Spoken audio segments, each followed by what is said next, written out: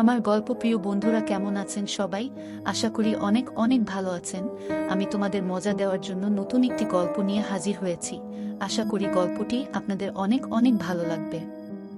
আমার 16 বছরের মেয়ে সকালে ঘুম থেকে ওঠার সাথে সাথে তার বিছানার চাদর ধুতে যেত। তারপর সে নিজেই স্নান করে কাপড়টা লুকিয়ে রাখত। আমার মেয়ে এবং ছেলে একই ঘরে ঘুমত। এখন তারা প্রাপ্তবয়স্ক, কিন্তু আমি এদিকে মনোযোগ দিইনি। মেয়ে দিন দিন দুর্বল হয়ে যাচ্ছিল এবং সন্দেহ হচ্ছিল। তাই আমি একদিন তার ঘরে গেলাম। এমনভাবে ওরা কথা বলছিল যেন স্বামী স্ত্রী।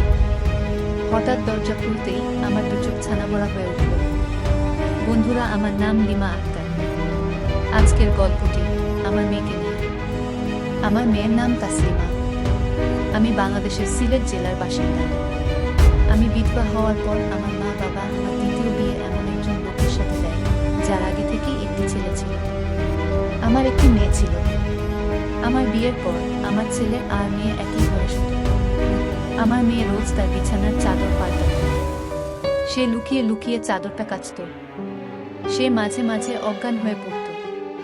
সে অনেক দুর্বল হয়ে গিয়েছিল। একদিন আমি ভোরবেলা উঠে আমার মেয়ের ঘরে চলে যাই। সেখানে গিয়ে আমি যে দৃশ্যটা দেখি সেটা দেখে আমার লজ্জায় মরে যেতে ইচ্ছে করছিল।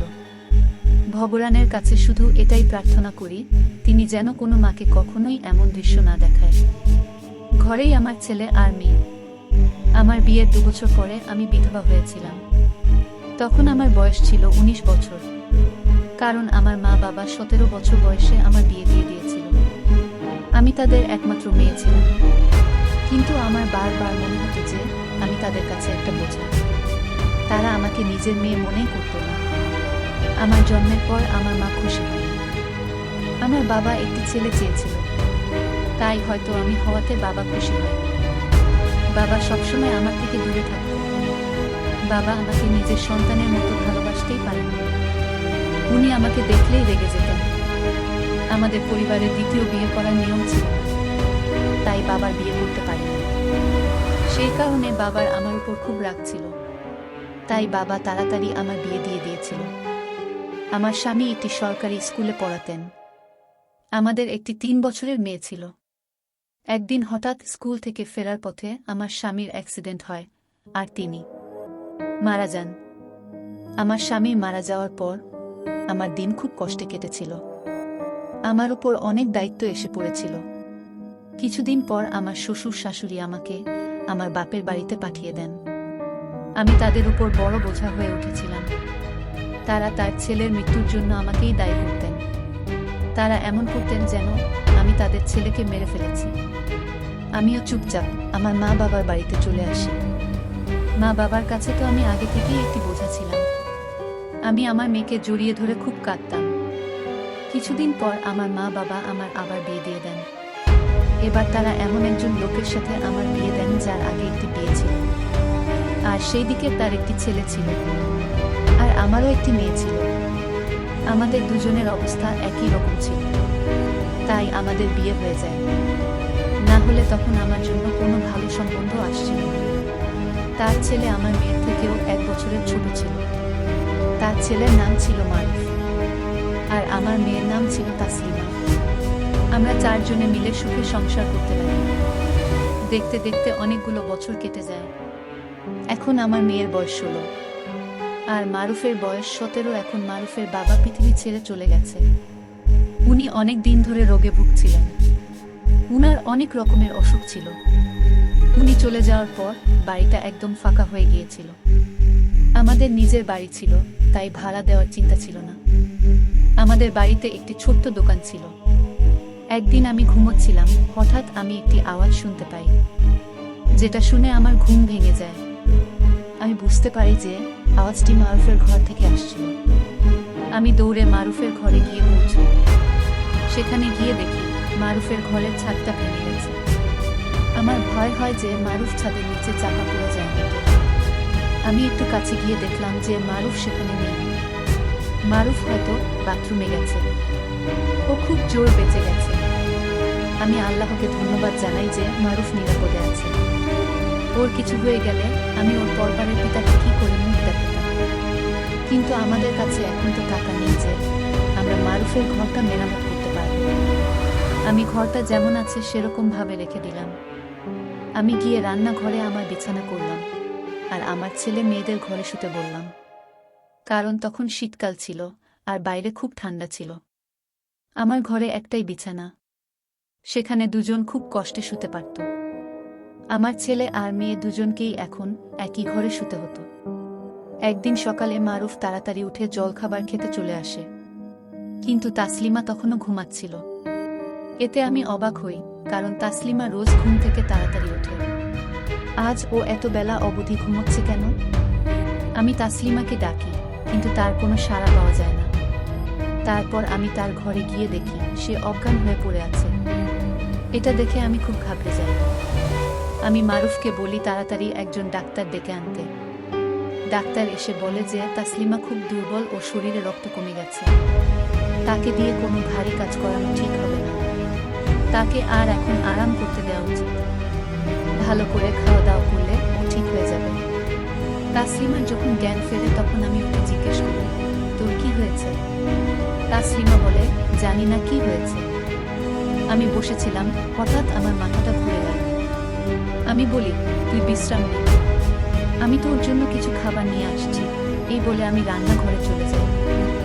যখন আমি খাবার নিয়ে তার ঘরে আসি, তখন দেখি তাসলিমা বিছানায় নেই, আর বিছানায় চাদরটাও নেই। আমি ঘরের বাইরে গিয়ে দেখি তাসলিমা সেই চাদরটা কাচ্ছে। আমি ওকে বলি, তুই এখন চাদর কাচ্ছিস কেন? ডাক্তার তোকে আরাম করতে বলেছে। এক্ষুনি ওঠ ওখান থেকে আর নিজের ঘরে যা, গিয়ে কিছু খেয়ে নে। তাসলিমা বলে, না মা, এই চাদরটা কাচার দরকার। তুমি তো জানো আমাদের বাড়িতে একটাই চাদর আছে, এটা না কাচলে রাতে বিছানায় কি পাতবো? আমি বলি, চাদরটা তো অতটা নোংরা হয়নি যে আজকে কাচতে হবে। হঠাৎ তোর চাদর গাছের ভূত চাপলো কেন মাথায়?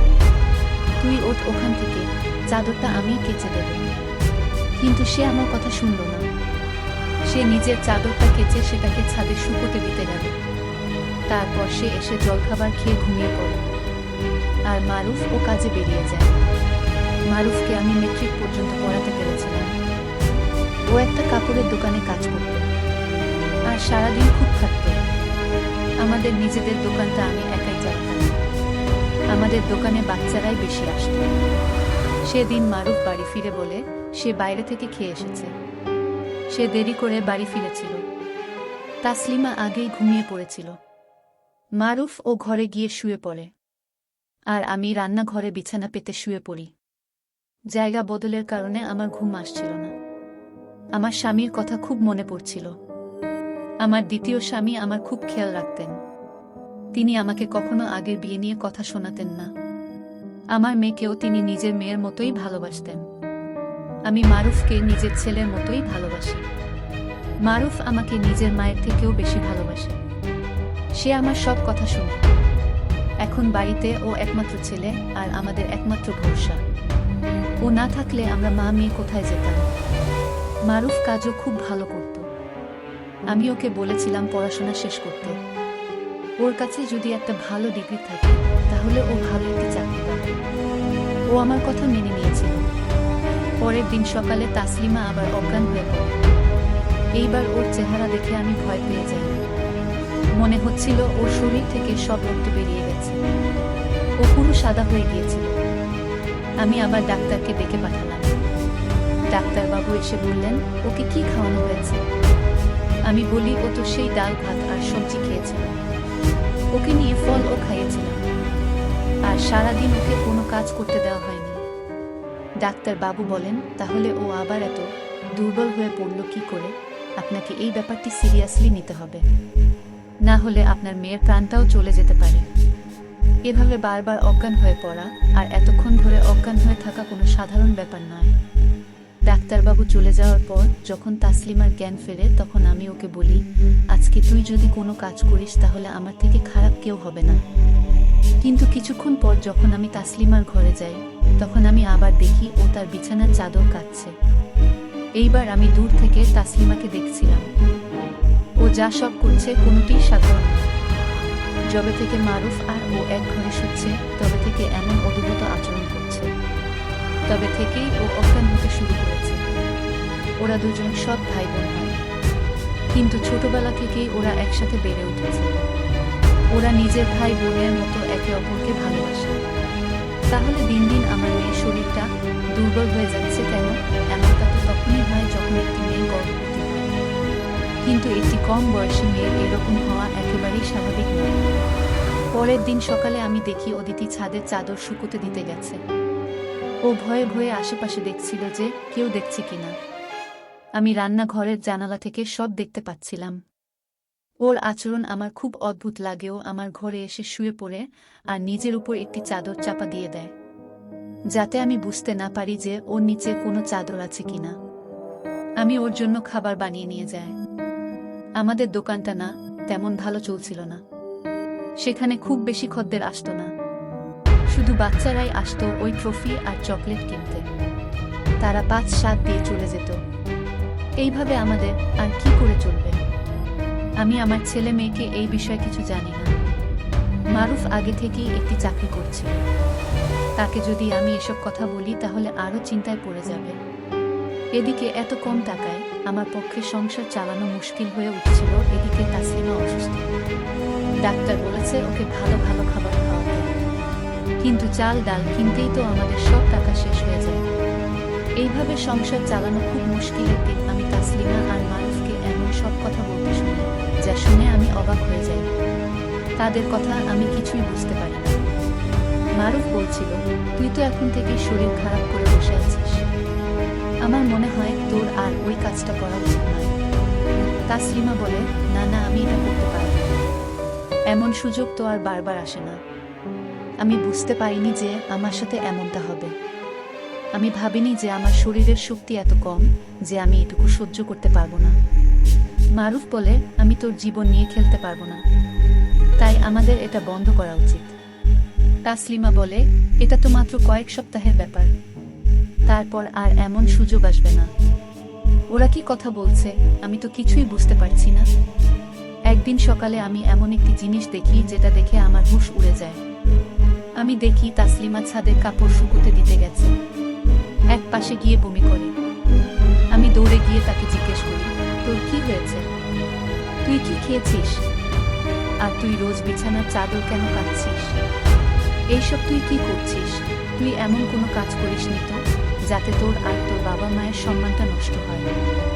এমনটা হলে আমি তাকে কোনোদিন ক্ষমা করব না। আমার মেয়ে বলে, মা তুমি এসব কি বলছো?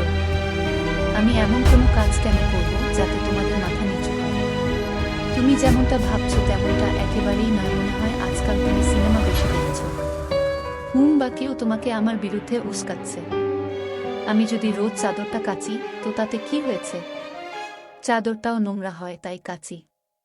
আর তুমি তো জানো যে আমি রোজ ওষুধ খাই, তাই জন্যই হয়তো আজ আমার বমি হলো। তুমি কি সব উল্টোপাল্টা ভাবছো মা? আমার মেয়ে আমার সঙ্গে এভাবে কথা বলছে, আমি ওর গালে সপাটে একটা চড় মারি। তখনই মারুফ সেখানে এসে পড়ে। মারুফ আমাকে বলে, মা তুমি এটা কি করছো? তুমি ওর গায়ে হাত তুললে? আমি বলি, হ্যাঁ, আমি ওকে মেরেছি। এটা আমার অনেক আগেই করা উচিত ছিল। আমি এখনো জানি না যে তারা দুজনে মিলে কি করছিস। যেদিন আমি জানতে পারবো সেদিন আমি তাদেরকে ছাড়ব না। আমি নিজেই জানি না আমার কি হয়েছিল। আমার মুখে যা আসছিল আমি তাই বলছিলাম। আমার এমনটা করা উচিত হয়নি। সেদিন রাতে হঠাৎ আমার ঘুম ভেঙে যায় আর আমি দেখি আমার ছেলে মেয়েদের ঘরে লাইট জ্বলছে। এত রাতে ওদের ঘরে লাইট কেন জ্বলছে? ওদের তখন শুয়ে পড়া উচিত। আমি ওদের ঘরের কাছে যাই, আর গিয়ে আমি ওদের কথা বলার আওয়াজ শুনতে পাই। ওরা কিছু একটা নিয়ে কথা বলছিল। আমি বাইরে দাঁড়িয়ে ওদের কথা শুনছিলাম। মারুফ বলছিল, তুই খুব ভাগ্যবতী। তাসলিমা বলে, হ্যাঁ সে তো বটেই, কিন্তু কাল যখন আবার আমার শরীর খারাপ হবে তখন মা আবার চিন্তা করবে। মারুফ বলে, আর মাত্র কয়টা দিনের ব্যাপার, একটু সহ্য করে নে। আমি ভাবি, ওরা এসব কি কথা বলছে? আমি আর সহ্য করতে পারলাম না। আমি দরজা খুলে ভিতরে যাওয়ার চেষ্টা করলাম, কিন্তু যেই দরজাটা খুলতে গেলাম আমি দেখি দরজা ভেতর থেকে বন্ধ। ওরা ঘরের দরজা বন্ধ করে কেন শুয়েছে? এখন এখন গরমের সময় ওদের তো দরজা খুলে শোয়া উচিত। আমি অনেকক্ষণ ধরে দরজা ধাক্কা দিচ্ছিলাম, কিন্তু ওরা দরজা আর খোলে না। ওরা দরজা খুলতে আধ ঘন্টা লাগিয়ে দেয়। যখন ওরা দরজা খোলে তখন আমি ভেতরে গিয়ে দেখি ওরা দুজন ছাড়া ঘরে আর কেউই নেই। ওদের চোখ মুখ দেখে মনে হচ্ছিল ওরা ঘুমোচ্ছিল। আমি ওদের জিজ্ঞেস করলাম, তোরা কি করছিস? ওরা বলে, আমরা তো ঘুমাচ্ছিলাম। আমি বলি, মিথ্যা কথা বলিস না, তোরা জেগেছিলিস। আমি তোদের কথা বলার আওয়াজ শুনতে পাচ্ছিলাম। ওরা বলে, আমরা এত রাতে কেন জেগে থাকবো? আমাদের কি কাল পরীক্ষা আছে যে আমরা জেগে থাকবো? আমরা ঘুমিয়ে পড়েছিলাম। তখন আমার কাছে বলার মতো কিছুই ছিল না। ওদের সত্যি দেখে মনে হচ্ছিল যেন ঘুমোচ্ছিল। আমি আর কিছু না বলে ওখান থেকে চলে আসি। কিন্তু আমার মনে হচ্ছে কিছু একটা গন্ডগোল তো আছে। একদিন আমি আমার মেয়ের হাতের কালশিটের দাগ দেখতে পাই। আমি তাকে জিজ্ঞেস করি যে, তোর চোট লাগলো কি করে? সে আমাকে বলে যে, তরকারি কাটতে গিয়ে ছুরিতে তার হাত কেটে গেছে। কিন্তু ছুরিতে কাটলে তো আঙুলটা কাটত, ওর হাতের ওপর কি করে কাটল? কখনো সে অজ্ঞান হয়ে পড়ছে, কখনো তার শরীরে আঘাতের চিহ্ন, কখনো সে লুকিয়ে লুকিয়ে বিছানার চাদর কাটছে। এসব কি হচ্ছে? আমি যেটা ভাবছি সেটাই সত্যি নয় তো? আমি আল্লাহর কাছে প্রার্থনা করছিলাম যে আমার আশঙ্কাই যেন সত্যি না হয়। কিন্তু এসব চিহ্ন তো সেই সব দিকেই ইঙ্গিত করছে। ভুলটা আমারই তাসলিমা আর মারুফকে এক ঘরে শুতে দেওয়া উচিত হয়নি। ওরা ভাই বোন হলেও তো ওরা সৎ। আর ওরা কম বয়সী ছেলে মেয়ে। এই বয়সের ছেলে মেয়েরা অনেক সহজে ভুল করে বসে। ওদের আবেগ অনেক বেশি। আমারই ওদের উপর নজর রাখা উচিত ছিল। বড়রা যদি ছোটদেরকে না সামলায় তাহলে তো ওরা ভুল করবে। সব দোষ আমার। আমি এখন ওদের উপর খুব কড়া নজর রাখছিলাম। একদিন আমি ঘরের বাইরে থেকে ওদের কথা শুনতে পাই। আমার ছেলে আমার মেয়ের জন্য একটি ওষুধ কিনে এনেছিল। সে তাসলিমাকে এই ওষুধের ট্যাবলেটটা দিয়ে বলে, তুই এটা খেলে তোর সব সমস্যা দূর হয়ে যাবে। রোজ রাতে শোয়ার আগে তো এই ট্যাবলেট খাবি, তাহলে দেখবি তুই সকালে আর অজ্ঞান হবি না। তাসলিমা সেই ট্যাবলেট নিয়ে তার আঁচলের ভিতরে লুকিয়ে ফেলে। তারপর থেকে আমি দেখি তাসলিমা আর অজ্ঞান হয় না। কিন্তু একদিন হয়তো সেই ট্যাবলেটটা শেষ হয়ে গিয়েছিল, তাই তাসলিমা আবার অজ্ঞান হয়ে পড়ে। সেদিন আমার ছেলে বাড়িতে ছিল না, তাই আমি ঠিক করি এই সুযোগটা কাজে লাগাবো। আমি তাসলিমার বিছানার চাদরটা তুলে নিজের ঘরে নিয়ে আসি। আমি দেখতে চাই যে ওই চাদরে এমন কি লেগে থাকে যার জন্য তাসলিমা রোজ সেই চাদরটা কাচে। এমনকি তার শরীর খারাপ থাকা সত্ত্বেও সে চাদর কাচতে কিন্তু ভুলে না। আমি চাদরটা ঘরে নিয়ে এসে সেটাকে খুলে দেখি। প্রথমে আমি কিছুই দেখতে পাই না, কিন্তু যখন আমি আরো ভালোভাবে দেখি তখন আমার চোখে পড়ে যে গোটা চাদরের সাদা সাদা চুল লেগে আছে। আমি বুঝতে পারছিলাম না যে ওটা কিসের চুল। এই চুলগুলো পুরো সাদা ছিল আর একদম ছোট্ট ছোট্ট ছিল। আমি কিছু বুঝতে পারছিলাম না। তখন আমার মেয়ের জ্ঞান ফিরে আসে। সে আমার কাছে এসে বসে আর জিজ্ঞেস করে, মা, আমার বিছানার চাদরটা কই? খুব ঘাবড়ে গিয়েছিল। হয়তো ও বুঝতে পেরেছিল যে আমি চাদরটা দেখে ফেলেছি। আমি বলি, ওটা আমি কাচতে দিয়েছি। তখন আমার পাশ থেকে উঠে যাচ্ছিল ও। আমি তখন ওর হাতটা ধরে ফেলি। আমি আজ দেখে ফেলেছি যে চাদরে কি লেগে আছে। এবার তুই আমাকে সব সত্যি কথা বলো, তুই এসব কি করছিস? আমার মনে খুব খারাপ চিন্তা আসছে। আমি যা সন্দেহ করছি সেটা কি সত্যি? আমার মেয়ে আমার পাশে এসে বসে আর আমাকে সব কথা খুলে বলে।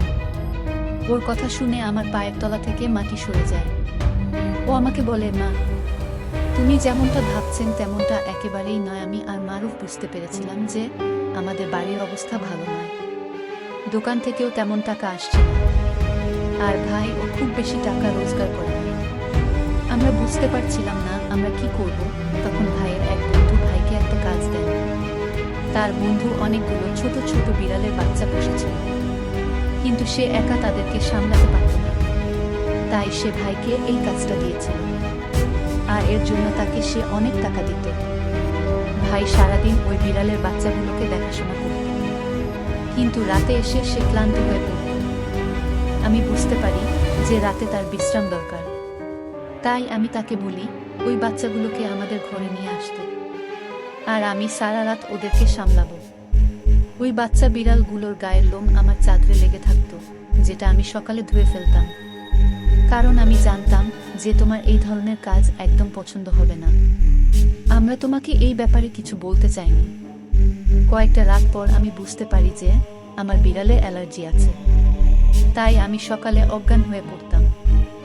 ভাই আমাকে একটি ওষুধ এনে দিয়েছিল, সেটা এই অ্যালার্জির ওষুধ। ভাইয়ের বন্ধুটা খুব বড়লোক, সে আমাদের এই কাজটার জন্য রোজ 1000 টাকা করে দিত। কাল ওই বিড়ালের বাচ্চাগুলোর আমাদের বাড়িতে শেষ দিন ছিল, কারণ আজ ভাইয়ের বন্ধু ওদেরকে নিয়ে অন্য শহরে চলে যাচ্ছে। এই কটা দিনে আমরা অনেক টাকা কামিয়ে ফেলেছি, যে টাকা দিয়ে আমরা ভাইয়ের ঘরের ছাদটা মেরামত করতে পারব আর বাড়ির কিছু জরুরি জিনিসপত্র কিনতে পারব। আমরা জানতাম তোমার পোষা বিড়াল পছন্দ করে, তাই আমরা তোমাকে এই ব্যাপারে কিছুই বলিনি।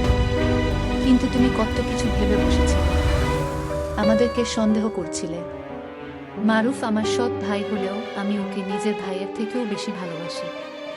সে সবসময় আমাদের কথা ভেবেছে।